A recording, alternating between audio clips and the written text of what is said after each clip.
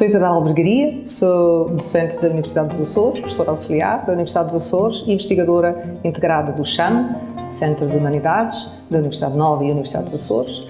e neste momento sou coordenadora de um projeto de investigação que se designa Green Gardens Açores. É um projeto que dura já há algum tempo, desde 2016, e que visa estudar, caracterizar, aprofundar o conhecimento sobre os jardins históricos, de forma a que possamos ter depois ferramentas de mediação cultural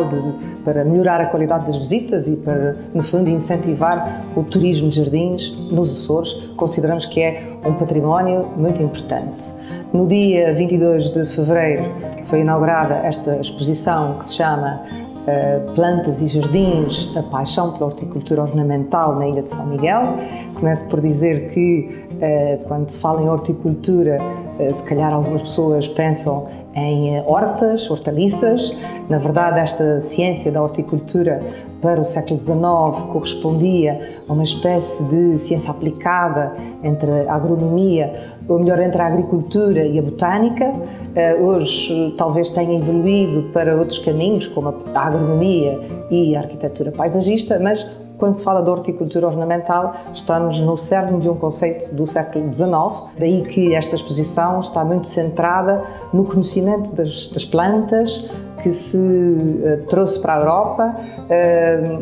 enfim, que correspondeu a um movimento cultural da ilustração moderna, isto é, a partir de meados do século XVIII e durante todo o século XIX. Escolhemos a Ilha de São Miguel como um caso de estudo deste movimento mais geral, que foi muito marcado pelo etnocentrismo, ou melhor, por um exotismo eurocêntrico. Ou seja, eram os europeus que demandavam o mundo inteiro à procura de novas espécies, de novas plantas que viessem a enriquecer as suas coleções e, simultaneamente, desenvolver um negócio das plantas que ganhou uma dimensão planetária.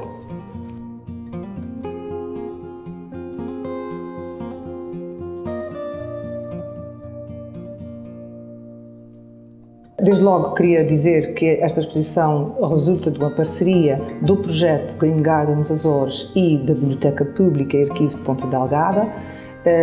Por duas razões foi feita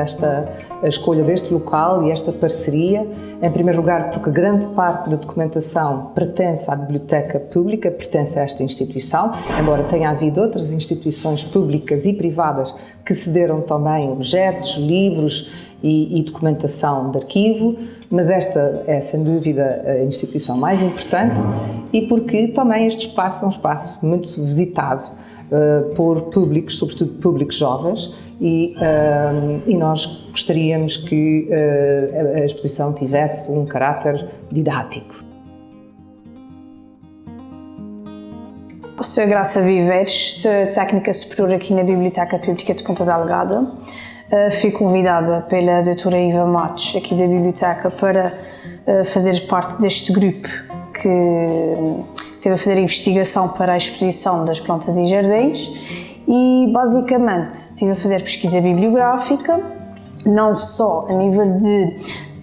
livros, como também cartas, documentação de arquivo,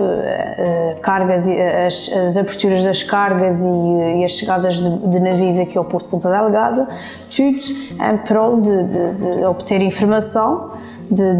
sobre o tema da chegada das plantas cá, não só sob a alçada do José de Conde, como outros ilustres da nossa sociedade de São Miguel e de Ponta Delgada também. Foram 9 meses de grande descoberta, foram 9 meses de trabalho intenso,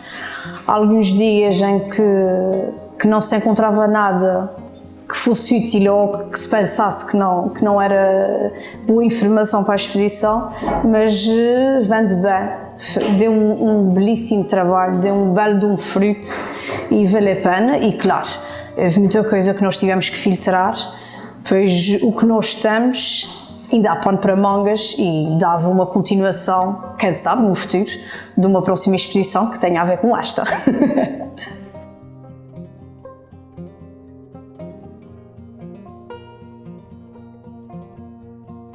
Voltando ao percurso narrativo, à história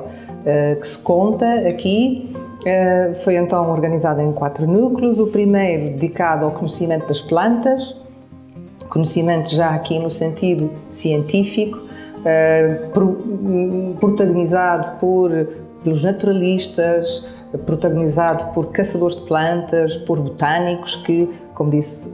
percorriam todo o mundo à procura de novidades para trazer para os jardins botânicos e também para as casas vivaristas que depois os iam comercializar. Esse é o primeiro núcleo. Selecionamos algumas espécies mais emblemáticas dos jardins de São Miguel e das paisagens dos Açores para ir determinar ao encontro dos seus locais de origem, onde é que elas são nativas e quem foram os primeiros a trazer esse conhecimento, a classificá-las, a determinar estas espécies. Uma revolução no mundo científico e no mundo da botânica que, em grande parte, se deveu à uniformização criada por Linneu, pela nomenclatura binomial, portanto, em latim, o que significava que se acabava com a grande confusão de nomes vulgares. Todas as plantas passavam a ter uma designação do género e da espécie. Isso foi muito importante para essa uniformização e divulgação do conhecimento científico das plantas.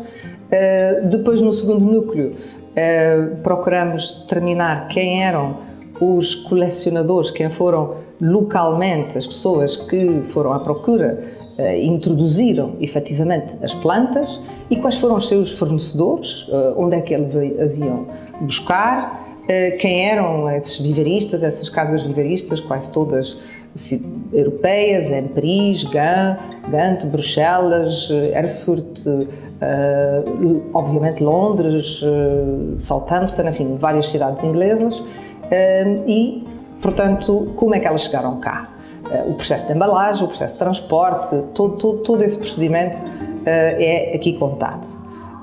Passamos depois para a fase seguinte, que diz respeito à cultura, como é que as plantas foram efetivamente cultivadas, os viveiros, as estufas, a importância das estufas para as coleções de plantas tropicais e mais delicadas que não sobreviviam ao ar livre. Esses equipamentos passaram a fazer parte dos jardins. Os desenvolvimentos tecnológicos em termos de ferramentas, de técnicas de cultivo, toda a difusão de conhecimentos científicos e práticos também que se desenvolveu durante esse período. E, portanto, nesse núcleo trazemos alguns instrumentos, algumas referências sobre estes equipamentos e técnicas de cultivo. Finalmente, a última parte corresponde ao processo mais complexo de assimilação cultural. Que importância que os jardins e estas plantas trouxeram para uma nova identidade da ilha de São Miguel. Desde logo, em termos sociais, a importância do jardim como manifestação de estatuto, mas depois tudo aquilo que se gerava à volta das plantas, as exibições, o conhecimento e a divulgação de conhecimentos e, portanto, de revistas da especialidade, a forma de utilização também com sentido económico dessas plantas, a transformação que isso causou na paisagem, os impactos sobre o marketing turístico, portanto, sobre aquilo que se dá a ver, sobre a projeção da imagem da ilha, que não mais desapareceria, que não mais poderia não ter em conta estas novas plantas, as hortênsias, as conteiras, as azáleas, as camélias, os rododendros, a criptoméria japónica, que efetivamente é uma espécie de signo da paisagem da ilha de São Miguel, ocupa quase 1/3 do território, ainda hoje, um terço do território açoriano, o chá,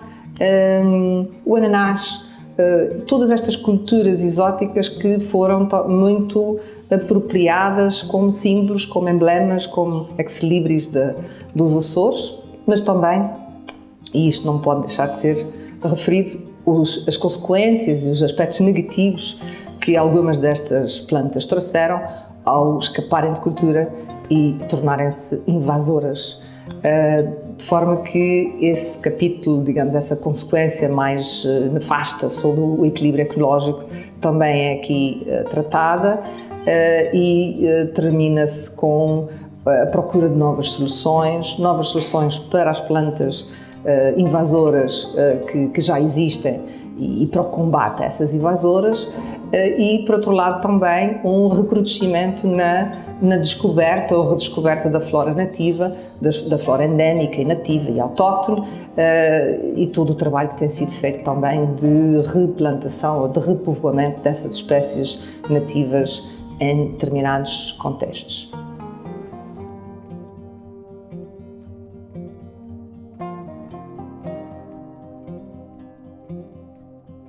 Sou o Ricardo Cruz, arquiteto paisagista, e estou a colaborar no projeto Green Gardens Açores desde abril do ano passado. Este ano surgiu a oportunidade de participar na exposição sobre plantas e jardins na ilha de São Miguel. O meu trabalho envolveu-se com a questão do design expositivo aqui da exposição, onde houve um grande desafio que era mostrar às pessoas, numa linguagem mais clara, mais visual, tudo aquilo que conseguimos reunir de documentos escritos por parte da biblioteca e outras coleções privadas, com uma linguagem clara e perceptível para todo o tipo de públicos. E o desafio passa muito por selecionar todas as imagens que conseguimos, seja através da iconografia, de fotografias antigas, fotografias postais, e criar um discurso ao longo da exposição que atraísse as pessoas e que as envolvesse neste movimento que houve todo durante o século XIX principalmente e que deixou um legado até aos dias de hoje na ilha de São Miguel.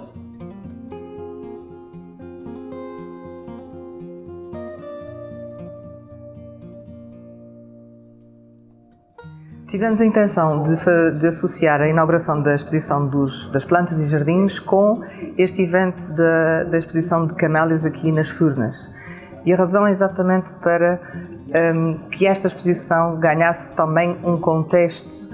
dentro da exposição dos jardins e das plantas, um contexto compreensível em termos históricos, uma vez que foi no século XIX que as plantas ganharam esse interesse como objeto de exibição, em que se organizavam exposições variadas, temáticas, de camélias, de crisântemos, de rosas, de orquídeas, tantas outras variedades de plantas. E aqui em São Miguel essa tradição não se perdeu e continua a fazer-se até hoje, embora com algumas interrupções, exposições de camélias. Nesta fase só é o Jardim Terra Nostra que organiza essa exposição com a sua enorme variedade, enorme coleção, uma coleção tão importante que deu uma distinção ao jardim como jardim de excelência de camélias. E é um evento muito popular que traz muita gente às Furnas, mesmo num dia como o de hoje que chove copiosamente. Veio famílias inteiras e gente de toda a ilha e até de outras ilhas para ver esta exposição de camélias. É uma forma das pessoas se encontrarem, é uma forma também de apreciarem a diversidade e de olharem com atenção para cada flor, para cada diferença, para cada forma, para cada cor. E isso está no espírito do colecionismo do século XIX, que continua ainda a atrair públicos muito diversificados. Por fim, gostaria de dizer que, como um dos resultados deste projeto Green Gardens Açores, vai ser lançada uma aplicação móvel para iOS e Androids, que é uma aplicação para visita a jardins. Foi concebida de uma forma muito interativa e procura que o utente saiba exatamente onde está sempre, a sua localização e o que pode ver no percurso que estabelece dentro do jardim.